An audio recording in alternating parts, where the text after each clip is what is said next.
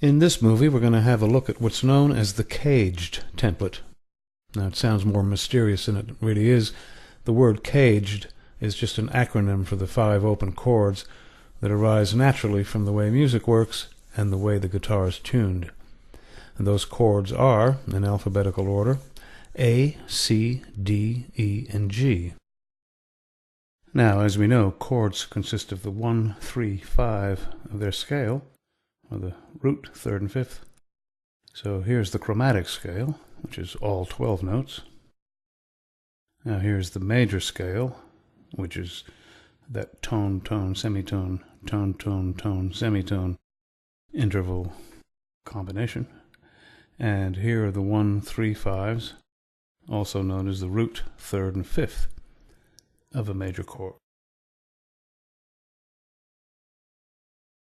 So here's a guitar, and here's an open A chord.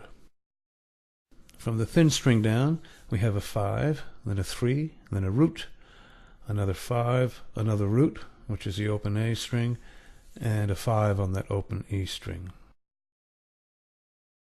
Now let's look at the open C chord. From the top down, we have a 3, then a root, and a 5.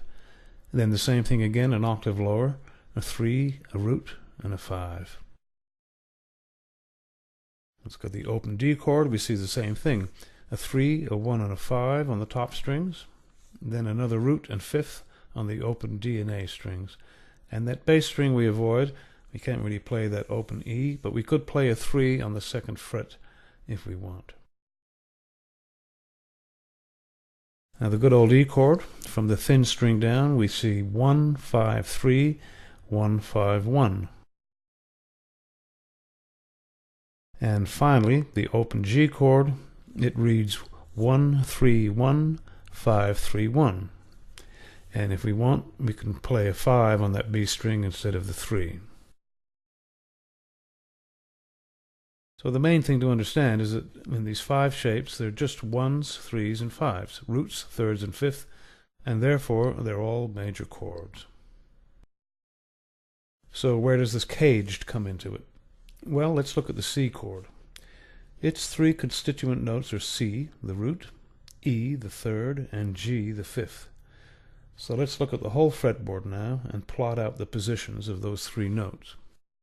Here are all the C's, all the E's, and all the G's. Okay, well, let's see what we have here. If you look down near the nut, you can see the open C shape, which of course makes sense. If you look up the neck a bit, you can see that there's an A shape buried in amongst all those notes. And a bit further up, we can see that there's a G shape. There's that extra 5 on the B string we can add if we want to. Then we can see the E shape. Finally, you can see an open D shape there, and you can see that third on the bass string that I mentioned before. And the next shape after that is a new C shape, which is an octave above the first C shape down near the nut. And the whole sequence starts over again.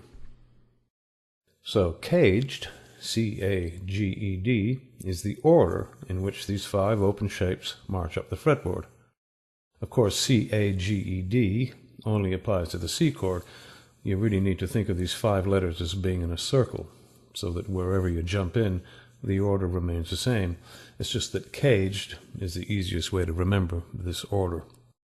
Now let's have a look at a real guitar and have a listen to all those chord tones. So we'll use C again, and here are all the tones, and here we go.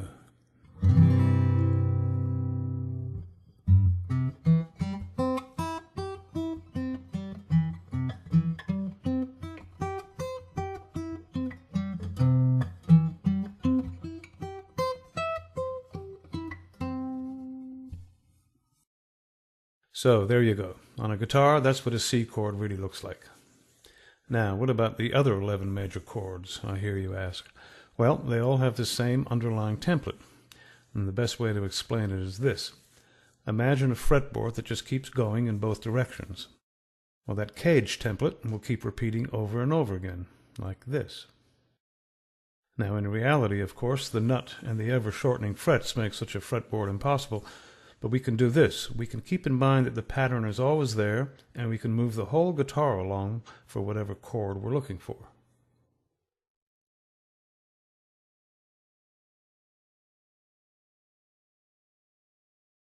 So, for example, here's G, and here's what they sound like.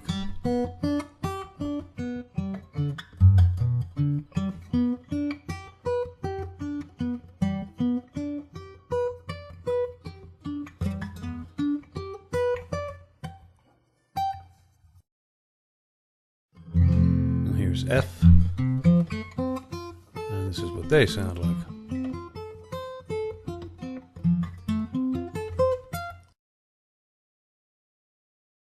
So that, in a nutshell, is it.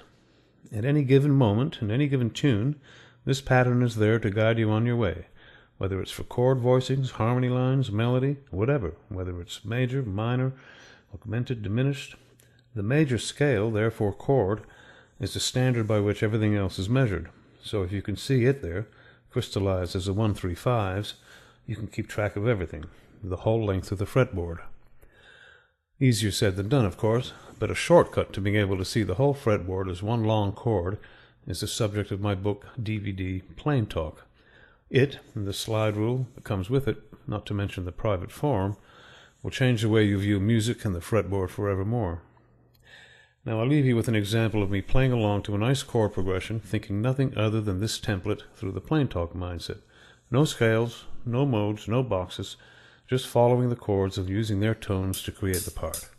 See you later.